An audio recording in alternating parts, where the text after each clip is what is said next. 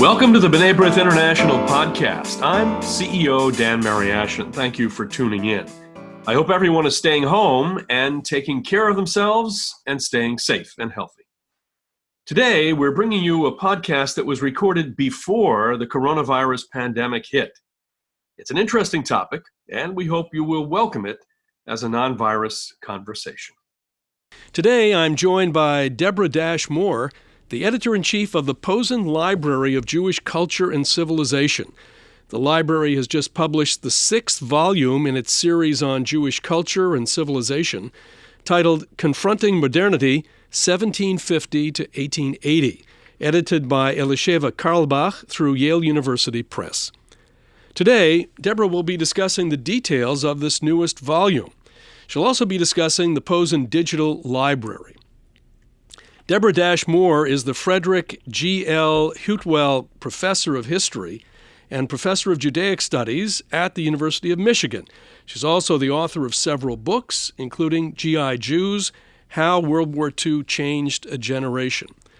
The first scholar of our organization's history, Professor Dash Moore published B'nai B'rith and the Challenge of Ethnic Leadership in 1981 as part of the State University of New York's series in Modern Jewish History. Going back to our inception in 1843, she focuses on what set B'nai B'rith apart from other Jewish philanthropies and documents the accomplishments of B'nai B'rith's leaders whose challenges and decisions are contextualized against the political and social events that brought about change in American society. Deborah, welcome to the podcast. Lovely to be here. Thank you. Well, let's begin with you're providing us with an overview of the Posen Library of Jewish Culture and Civilization. What is the aim of this multi-volume publication, and what kind of audience do you intend to reach? So the Posen Library of Jewish Culture and Civilization had its origin back over a decade ago.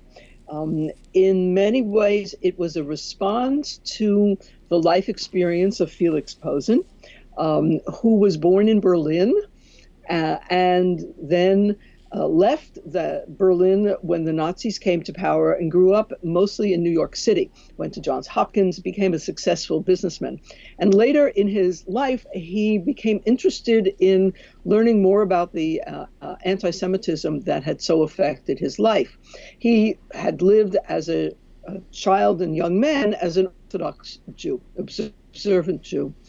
And in the process of learning more about anti-Semitism, he met a number of leading Israeli scholars who introduced him to a wider way of thinking about Jewish culture that was not just grounded in religious practice. So he convened a conference of scholars from the U.S. and from Israel to explore what would be the possibility of making available the riches of Jewish culture and civilization in English for other Jews who also, like himself, did not necessarily only want to experience Judaism as a religious culture, but much more broadly. And the scholars were intrigued by the idea. There is a long history of anthologizing within Jewish tradition. I mean, probably, the Bible is one example of it. Another example that everyone knows is the Haggadah, which pulls together selections from a lot of different sources in order to a specific single text. So in some ways, the Posen Library of Jewish Culture and Civilization is drawing upon this anthologizing tradition of Jews, but doing it to open up and make accessible the enormous diversity of Jewish culture and civilization for Jews, but also for anyone who is potentially interested in how a group that was, for most of its history, a minority, managed to not just survive, but to create incredibly diverse and fascinating forms of culture. Did the book's organizing principle, that is the inclusion of work created during a specific time frame, make a big difference to the editors? And, Right. and did it change the way that they thought about the Jewish experience? And how were the time parameters of these eras determined? So those are really tough questions, because I was not involved in the initial discussions of the Posen Library of Jewish Culture and Civilization. I only came on later, when they were looking for someone to do the most recent time period, which began in 1980 and ran up through, at that point, 2005. Some divisions of time make sense. There is the first volume essentially draws on biblical materials. The second volume runs up until the year 600, and there was debate among scholars about where to end it. Do you include in this second volume, which has material from the Second Temple period all the way up through rabbinic writings, do you go as far as Islam? Or do you stop and then let the third volume deal with the Jews, with Islam, as well as with Christianity as established movements? So I'm not quite sure about how the decisions were made. I do know that it definitely affected how the editors thought about their volume. As the co-editor of Volume 10, we took 1973 as a turning point year in Israel, in the U.S. I mean, in Israel, it was the Yom Kippur War. In the U.S., it was Watergate and President Nixon's departure. There were other sort of traumatic events happening at the same time. Salvador Allende was assassinated in 1973 as well. Excuse me. So it affected how we thought about it. And I'm assuming that Elisheva Carlebach, when she thought about Volume 6, starting in 1750, going to 1880, that where all kinds of possibilities opened up for Jews. And they experimented with a lot of new forms of culture that they had not engaged in before. Well, glancing through the pages of the books, particularly Volume 6, and I'd like to talk about Volume 10 in a moment, but Volume 6, Confronting Modernity, devoted to literature, varieties of musical genres and the visual arts, including B'nai B'rith's Religious Liberty Monument, dating to between the mid-18th to the late 19th centuries. I see a lot of amazing material that perhaps was undiscovered prior to its inclusion.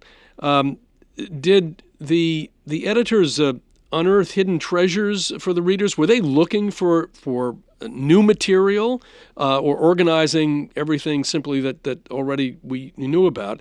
And do you think advancements in publishing, that is, the dissemination of journals and magazines, affect the cultural landscape of the latter part of that era? A whole bunch of really great questions. And, the Religious Liberty Monument is one of those great. Thinking about it in the context of Jewish culture, it was put up in the United States, but for many volumes that look at this time period, there's a tendency not to include the United States as part of Jewish culture. So, the story of that volume is really interesting. The architect, the sculptor who did it, and then where he did it, which was in Europe, and then where it gets established in Philadelphia. And that's sort of one example. But you asked about whether there were new unearthed treasures. And I would say definitely yes. Sometimes those treasures were things that were known specifically to scholars, but not translated into English and thus not accessible. So, for example, there is a very powerful letter that a woman, Rele Luzzato Morshene, writes to the chief rabbi, Raphael Natan Tedesco of Trieste in 1794. And why is she writing to the chief rabbi? She's writing because her husband has syphilis and she wants a divorce. And Jewish women, as I'm sure you know, could not initiate divorce. But she was in a modern city of Trieste. And Trieste had created a new category of civil divorce. So she had civil divorce, but she wanted the religious divorce because she wanted to remarry. So it's a really interesting letter that way. Now, scholars knew about it, but it had never been available in English before. And now we get a sense of sort of women's agency. Another example that I really love is on the following page, which is a register of a Jewish midwife, Rosa. She's a midwife who kept track in Hebrew, in Yiddish, and in Dutch of all of the births that she oversaw. And in this book, she writes a prayer that the Lord shall give her and not let my hands falter when I am engaged in this profession. So we see now that midwives, and on some level we must have always known, yeah, of course there were Jewish midwives, but now we see these midwives and can recognize them as part of Jewish culture. It's not just the biblical midwives, right? In the Exodus story, but there are midwives who were trained, they were educated, they kept records. It's, in her case, in 3 languages. So there are these wonderful materials here. And certainly the rise of a popular press in the 19th century also becomes really important. I'll give you an American example.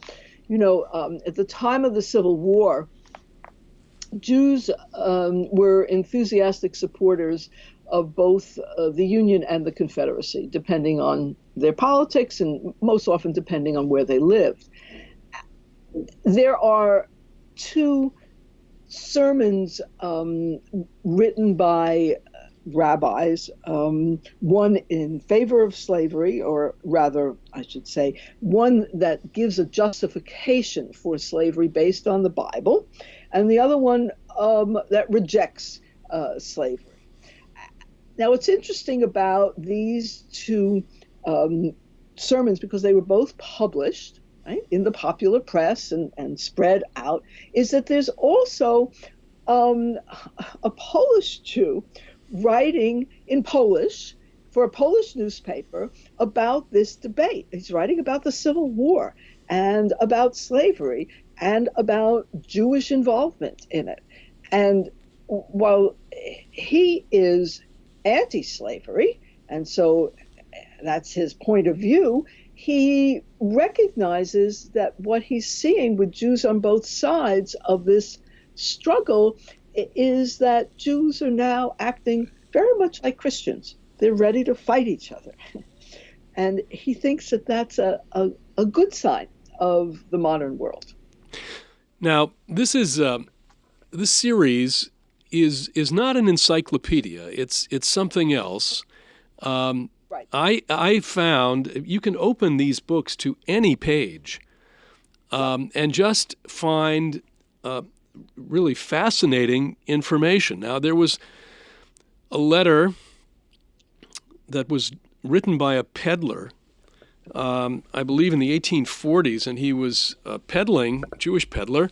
My grandfather was a peddler in the backwoods of Maine, and he wrote about his trip through central Massachusetts, northern Massachusetts, north central, not far from where I grew up. I was raised in New Hampshire, and he talks about Leominster and Lunenburg and Sterling, Massachusetts, places not far from where I grew up, and talked about peddling in that area. And this is just a name, not a household name, but a fascinating insight into what many Jews were doing when they arrived in this country. And I think that this is true for the books that I have looked through in the series, that really, just page by page, the information that's been assembled is really quite something. And I think that, as you said, of course, for our own community this is important, but I think also for those who are not Jewish,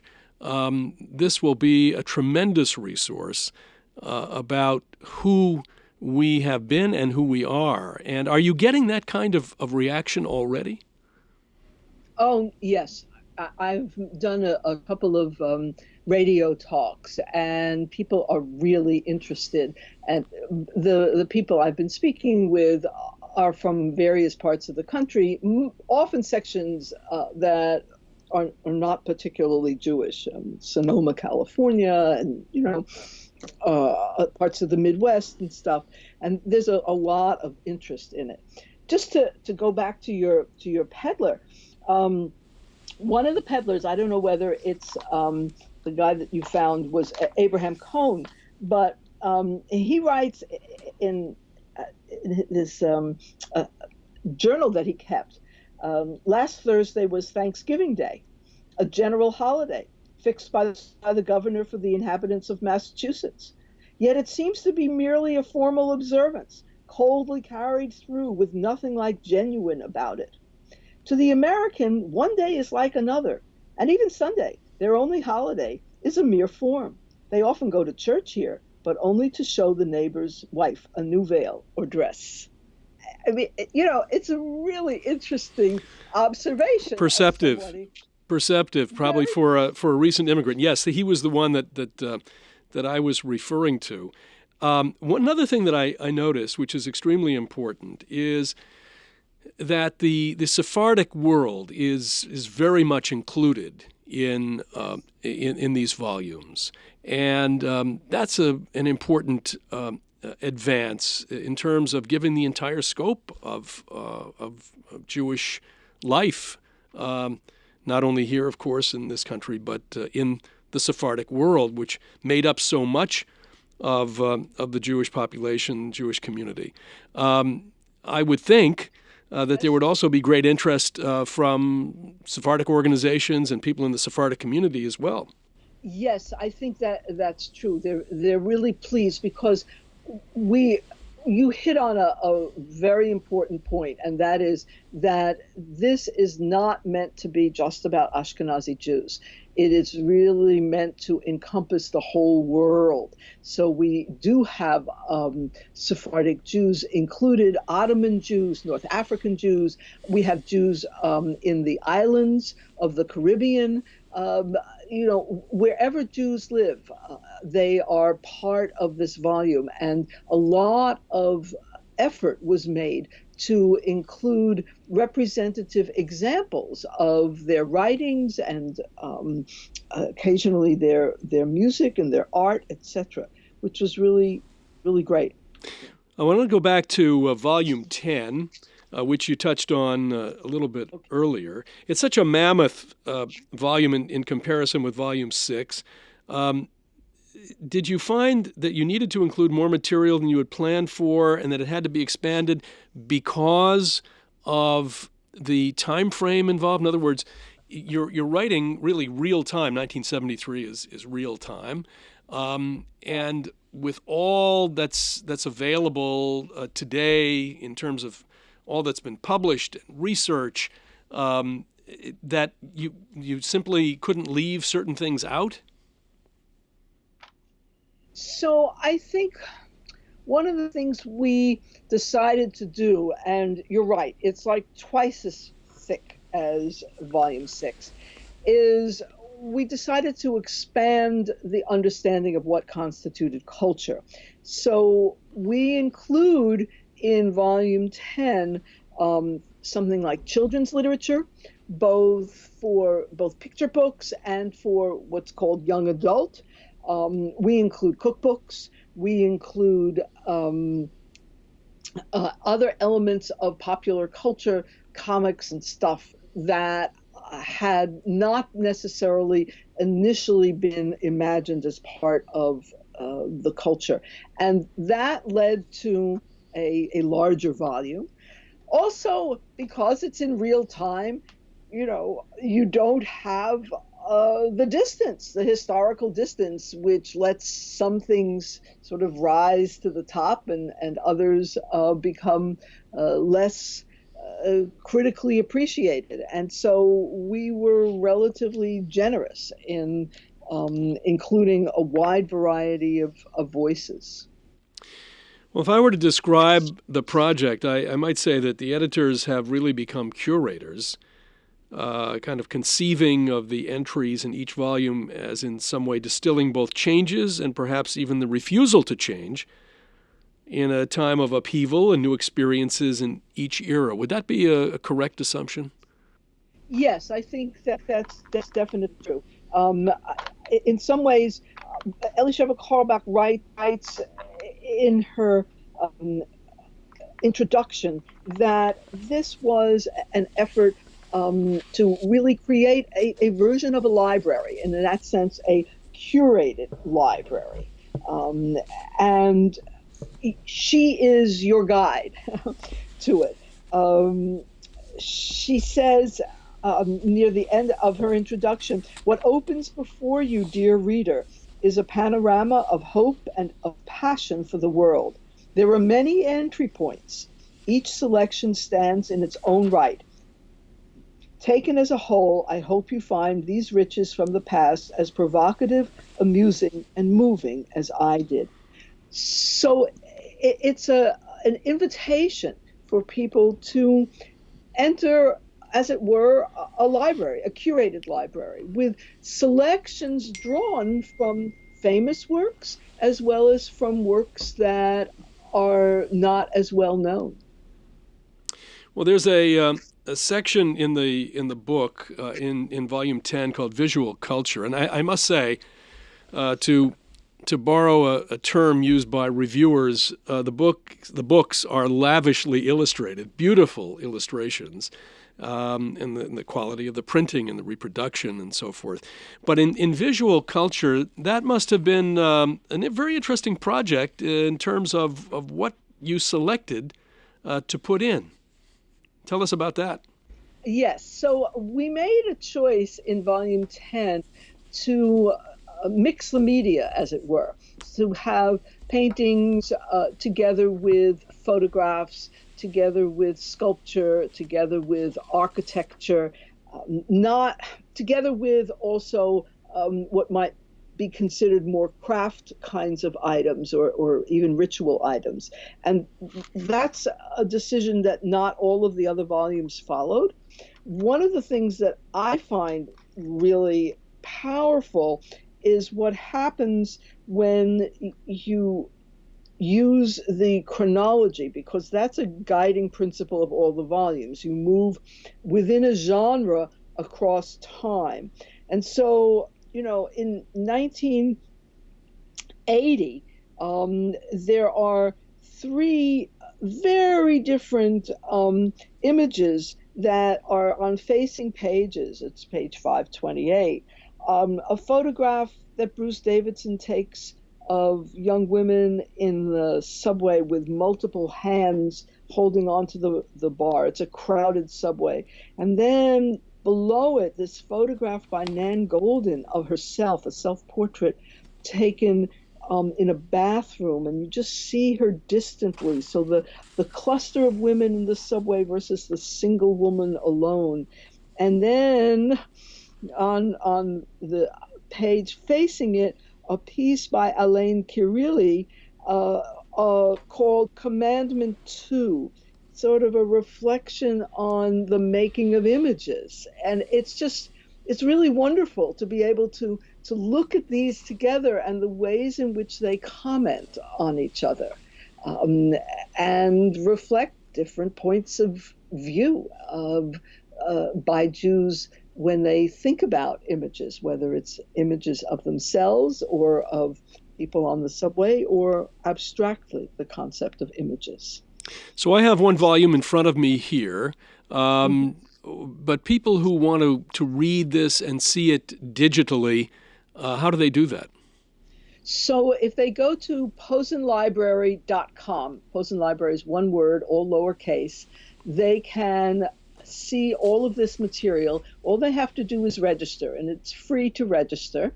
And everything we've been talking about is up there online. This is hosted by Yale University Press. But if you write in posenlibrary.com, it will take you there. And you'll have a lot of fun looking at all this material. And finally, Deborah, what is your next project? So my next project, but this one isn't done yet. Okay. What is the project after this one? The project after this one is a project tentatively called Walkers in the City, Jewish Street Photographers of New York. And I'm going to be looking at the ways in which these street photographers pictured the city in the 30s, 40s, 50s, 60s, in those middle decades of the century. And the kind of human city they give us. Yes. We'll definitely be looking forward to that. I can tell you, a lot of heads are nodding around the table here, so we're looking forward to it. Our discussion today has been about the Posen Library of Jewish Culture and Civilization, and our guest has been Professor Deborah Dash Moore. Deborah, thank you so much for joining us today. We're deeply appreciative, and we wish you the best on this and everything that follows.